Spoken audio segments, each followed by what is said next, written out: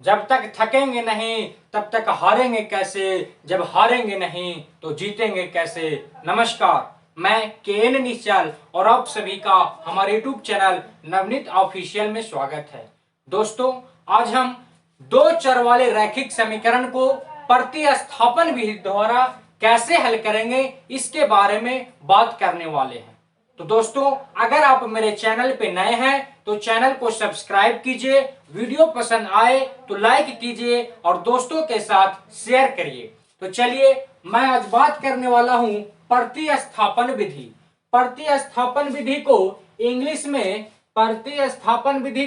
English में substitution method कहा जाता है। कौन मेथड? Substitution method. इसके नियम है, बातें हैं, शर्तें हैं, उसको आप ध्यान से सुनेंगे। जो प्रतिस्थापन विधि का नियम है वो मैं आपको बतला रहा हूं। पहले तो कि दो अननोन का मान ज्ञात करने के लिए, यानी दो चर के मान ज्ञात करने के लिए आपको दो इक्वेशन दिया रहेगा, यानी दो समीकरण दिया हुआ रहेंगे।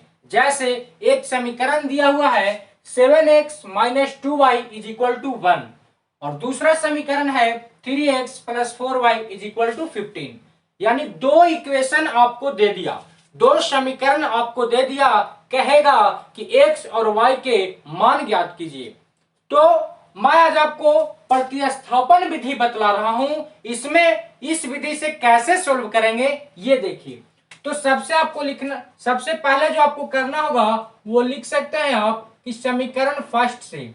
किससे हम लोग चल रहे हैं? समीकरण फर्स्ट से चलना होगा और चलकर आप x को y के रूप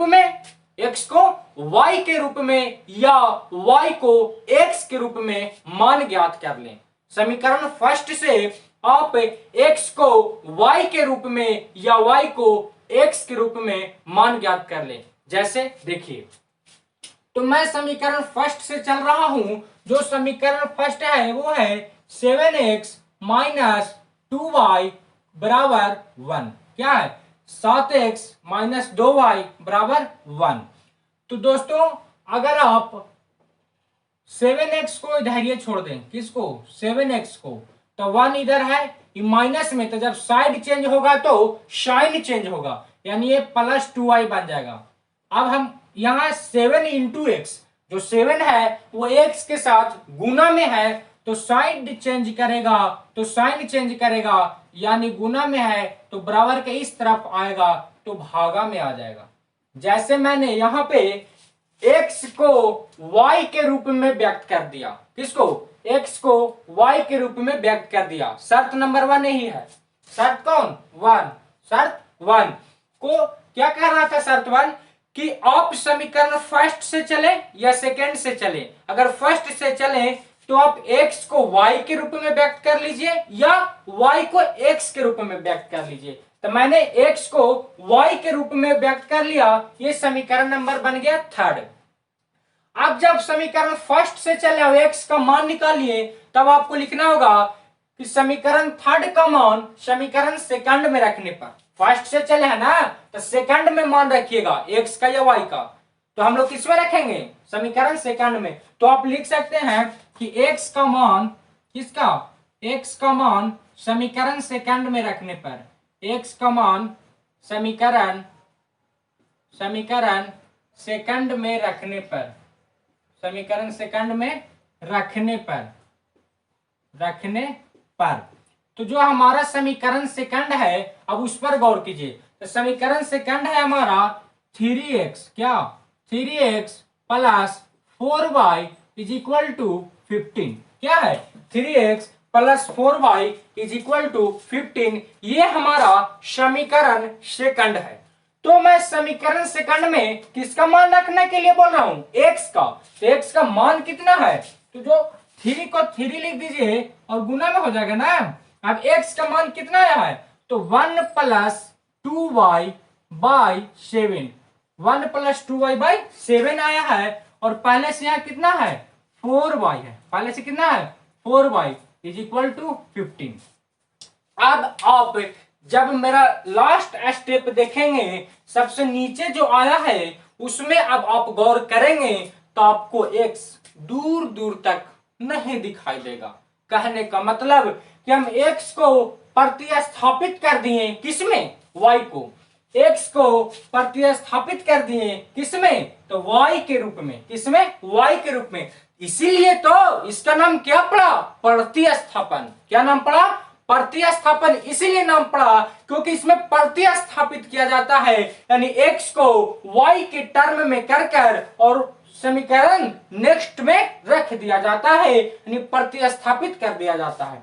अब देखिए जो यह है, अब यह जो 3 है इसे मल्टीप्लाई करेगा तो क्या आ जाएगा, जो 3 है जब मल्टीप्लाई करेगा तो आ जाएगा, कितना आ जाएगा, 3 1 में, तो 3 1 जा 3 और प्लस है तो प्लस, और 3 2 से तो 3 दूना 6 y बटा में कितना 7, और प्लस है तो प्लस 4y बटा में कुछ नहीं है तो 1 ले सकते हैं बराबर 15। अब देखिए दोनों का आप एलसीएम निकाल लें। क्या निकाल लें, एलसीएम। तो जब आप एलसीएम निकालेंगे तो 7 का 7, तो 7 कम 7, तो ये ज्यों का त्यों रह जाएगा। अब प्लस है तो प्लस, और 7 1 से भाग दिए 7 में तो 7 बार में कटेगा, और 7 से गुना कर दिए तो 7 28y इज इक्वल टू 15।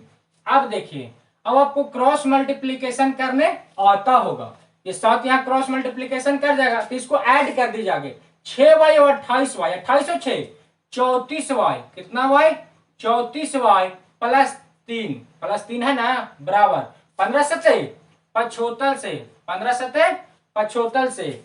अब देखिए 34y को 34y ही रहने दीजिए और 105 को 105, प्लस में तो उधर जाके माइनस में, इसमें माइनस में, तो हो जाएगा 34y बराबर 102, कितना 102। अब y को छोड़ दीजिए और 102, यहाँ 34 गुना में तो उधर जाके भागा में, उधर जाके भागा में, अब ये कितना बार में कट जाएगा, 3 बार में कट जाएगा, 34 दिया 102, यानी जो हमारा y का मान आया वो 2 आ गया। y का मान कितना 2। अब आप ये y का मान 2 समीकरण 3 में रख दीजिए, किसमें, समीकरण 3 में। जब आप समीकरण 3 में रखेंगे तो आपका x का मान आ जाएगा। जब आप ये y का मान समीकरण 3 में रखेंगे तब आपको x में आ जाएगा। जैसे मैं आपको बतलाता हूं, तो मान लिया कि हम यहां पे सॉल्व करते हैं, किससे अब हमको चलना है, समीकरण 3 से, किससे, समीकरण 3 से।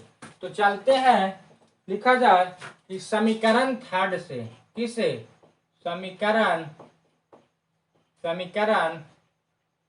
3 से। तो हमारा समीकरण 3 क्या है, यह समीकरण 3 में, समीकरण 3 में कहा, किसका, y का मान रखने पर, किसका, y का, समीकरण 3 में y का मान रखने पर, y का मान रखने पर, तो जो हमारा समीकरण 3 है वो क्या है, गौर कीजिए। तो हमारा समीकरण 3 ये ना है, क्या है समीकरण 3, तो x is equal to 1 plus 2y by 7, क्या है, x is equal to 1 plus 2y by 7। अब जो x का मान आया है वो y का जो मान आया है वो कितना है 2, y का मान 2, तो यहाँ y का मान रख दीजिए। तो जब आप y का मान रखेंगे तब 1 का 1 और y का मान कितना 2, y का मान कितना आया है 3, y का मान 3, 34 दिया ना 102, तो 3 यहाँ पे रख दीजिए और बाई 7, जब आप रखेंगे तो 1 और 3 दूना 6 बटा 7, तो ऊपर जोड़ेंगे तो कितना जाएगा 7 और नीचे भी 7, 7 है कम 7, यानी x का जो मान आया वो 1 आया और y का जो मान आया था वो 3 आया था। इस प्रकार से आप आसानी से प्रतिस्थापन विधि द्वारा यानी सब्स्टिट्यूशन विधि द्वारा लीनियर इक्वेशन को यानी 2 चर वाले रैखिक समीकरण को आसानी से आप सोल्व कर सकते हैं।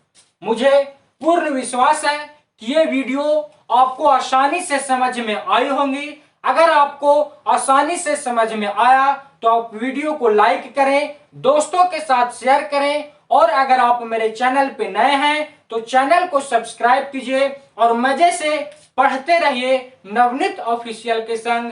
कोई कहीं प्रकार की दिक्कत हो तो हमें कमेंट करके जरूर बताएं और मजे से लगे रहिए दिल से। अगर आप मेहनत करेंगे दिल से तो सफलता मिलेगी फिर से। अगर आप मेहनत करेंगे दिल से तो सफलता मिलेगी फिर से, यानी आपके अच्छे मार्क्स आएंगे और आपके भविष्य उज्जवल हो जाएगी। इन्हीं चंद